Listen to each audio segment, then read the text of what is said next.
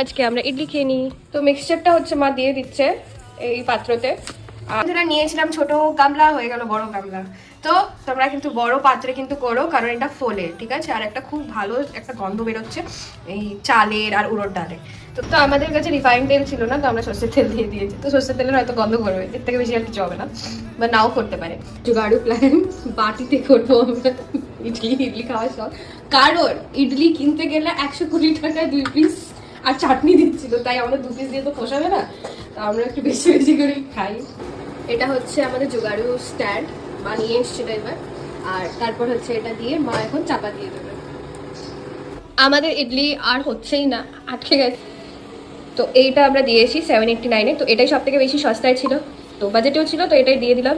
কারণ ইডলি হচ্ছে না গাইস, ইডলি হয়নি, এইভাবে করে ইডলি হবেও না। নারকেল আর দেখতে পাচ্ছ কাঁচা লঙ্কা ছিল, শুকনো লঙ্কা দিয়েছি, আর সাথে হচ্ছে কয়েকটা বাদাম দিয়েছি, নিচে পড়ে গেছে, এই দেখো বাদামগুলো।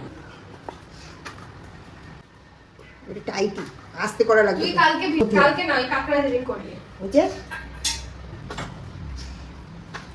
এটা হচ্ছে সেকেন্ড ডে, ফার্স্ট ডেটা দেখাতে পারবো না, খুব বাজে, মানে খুব বাজে একটা শেপ হয়েছে। তো এটা হচ্ছে দ্বিতীয়। তো ইডলিগুলো হচ্ছে যেহেতু ছোট সাইজের ইডলি মেকার, তো তার জন্য ছোট হবে, ঠিক আছে।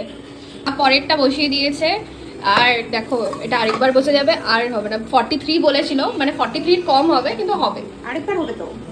আর এখনো এটুকু বেটার বাকি আছে। মিনি ইডলির মতন হয়েছে। তো এগুলো হচ্ছে সেকেন্ড ইসেতে, আর এটা হচ্ছিল প্রথমেরটা শেপে হয়নি, দ্বিতীয়টা খুব সুন্দর শেপে হয়েছে, দিয়ে দিয়েছে। আর আমি চাটনিটা বানিয়েছিলাম, আর একটু দাও।